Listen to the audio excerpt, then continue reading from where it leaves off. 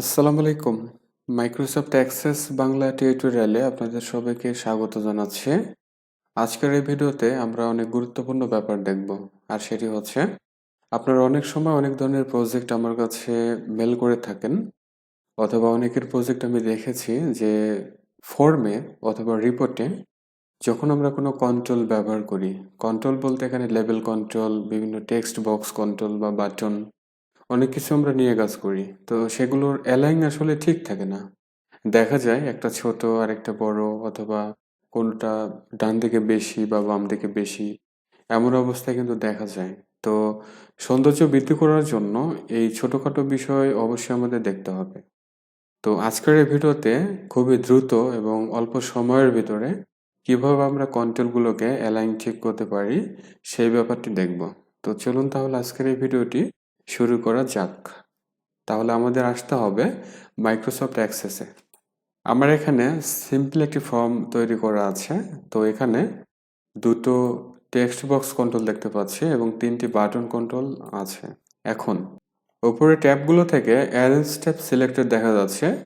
এই অ্যারেঞ্জ ট্যাবের কাজই হচ্ছে আমাদের ফর্মে বা রিপোর্টে যত ধরনের কন্ট্রোল ব্যবহার করা হোক না কেন, সেগুলোর বিভিন্ন রকমের স্টাইল আমরা এই অ্যারেঞ্জ থেকে চেঞ্জ করতে পারবো। তো সে দৃষ্টিকোণ থেকে আমরা অ্যারেঞ্জ ট্যাব সিলেক্ট করলে এখানে দেখতে পাচ্ছি অ্যালাইন রয়েছে। তো এখন এটি ইনঅ্যাক্টিভ বা ডিসেবল দেখা যাচ্ছে। তার মানে হলো কোনো কন্ট্রোল আমার সিলেক্ট করা নেই। যদি কোনো কন্ট্রোল সিলেক্ট করা হয় তাহলে এই অপশনটি অ্যাক্টিভ বা অ্যানেবল হবে। ঠিক আছে, তাহলে আমরা সিলেক্ট করি। তিনটি কন্ট্রোল সিলেক্ট করার সাথে সাথে আমরা দেখতে পাচ্ছি অ্যালাইন নামের যে অপশনটি আছে বা রিবনটি আছে সেটি অ্যাক্টিভ দেখাচ্ছে। তো ড্রপ ডাউনে যদি ক্লিক করা হয় তাহলে বেশ কিছু অপশন দেখা যাচ্ছে। তো এখন এই অপশনগুলো স্টেপ বাই স্টেপ আমরা দেখব। প্রথম অপশন হচ্ছে টু গ্রিড। টু গ্রিড হচ্ছে এই ফর্মে আমরা বিভিন্ন গ্রিড লাইন লক্ষ্য করি। আমরা ছোট ছোট দেখতে পাচ্ছি, যেটি হবে সবগুলো বাটন সিলেক্ট করে আমরা যদি অ্যালাইনে আসি, টু গ্রিড যদি ক্লিক করি তাহলে দেখুন গ্রিড কাভার করলো, অর্থাৎ গ্রিড অনুযায়ী কিন্তু আমাদের বাটনের যে অ্যালাইন হওয়ার কথা সেটি কিন্তু অলরেডি হয়ে গিয়েছে। ওকে, আচ্ছা, তাহলে গ্রিডের ব্যাপারটি বুঝতে পারছি। এখন সবগুলো সিলেক্ট করে আবারও আসি অ্যালাইন লেফট। লেফট অর্থাৎ হলো এখন যে তিনটি বাটন এলোমেলো অবস্থায় দেখা যাচ্ছে, এগুলো যদি আমরা লেফট থেকে যদি অ্যালাইন ঠিক করতে চাই তাহলে এই অপশনটি আমাদের সিলেক্ট করতে হবে।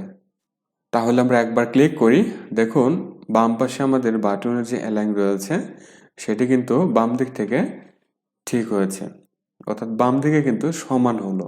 ওকে, আচ্ছা, এখন আমরা আবারও কন্ট্রোল জেড করি। এখন আমরা দেখি রাইটে কিভাবে অ্যালাইন ঠিক করতে হয়।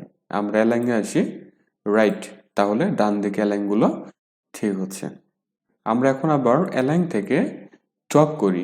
টপ হচ্ছে যে এখানে তিনটি যে বাটন আমার এলোমেলো আছে উপর থেকে সমান হবে। দেখুন উপর থেকে সমান হলো। তাহলে আমরা আবারও ডান দিক থেকে অ্যালাইনগুলো ঠিক করি। তাহলে এখন লক্ষ্য করি মাঝখানে যে ফাঁকা অংশ ছিল সেটি কিন্তু আর এখন ডিসপ্লে হচ্ছে না।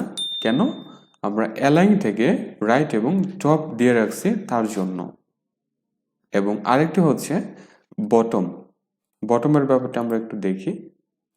ধরা যাক এটি আমার এই অবস্থায় আছে এলোমেলো বা বিভিন্নভাবে থাকতে পারে। তো তিনটিকে সিলেক্ট করে আমরা যদি অ্যালাইনে আসার পর যদি বটম করি তাহলে নিচের থেকে সমান হবে। স্বাভাবিকভাবে অ্যালাইনে এসে রাইট করি তাহলে ডান দিক থেকে হলো। ঠিক এই অবস্থায় কিন্তু এই মাইক্রোসফট অ্যাক্সেস আমরা অ্যালাইনগুলো ঠিক করে নিব।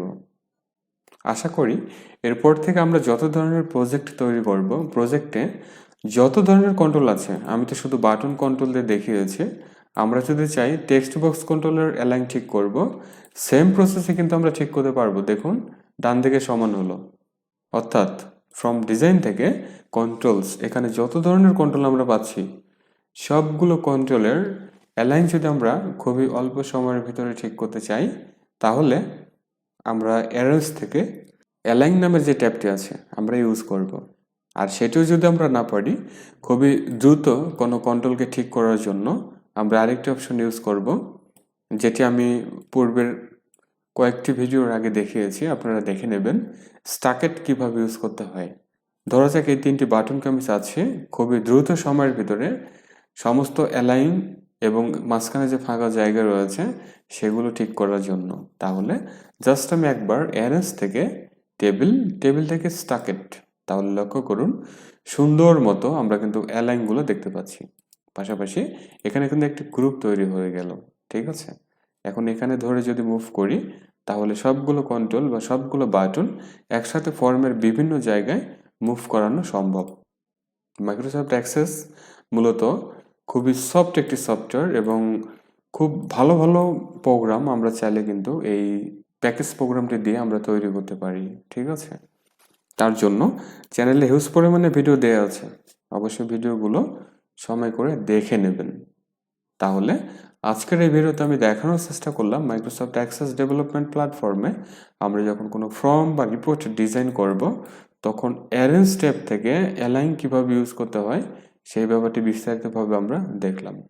আই হোপ এটি আমাদের সবারই কাজে লাগবে। আর ভিডিওটি ভালো লাগলে লাইক, কমেন্ট, শেয়ার করবেন। চ্যানেলটিকে যারা এখনও সাবস্ক্রাইব করেন নাই অবশ্যই সাবস্ক্রাইব করে সাথে থাকবেন। চ্যানেলে ধরনের ভালো ভালো ভিডিও দেওয়া আছে, দেখবেন। পিসি টিপস অ্যান্ড ট্রিক্স থেকে শুরু করে অন্যান্য অফিস অটোমেশনের ভিডিওগুলো আমার এই চ্যানেলে বাংলা ভাষায় পেয়ে যাবেন। সো সময় করে দেখতে হবে। সবাই ভালো থাকুন, সুস্থ থাকুন। Thanks for watching.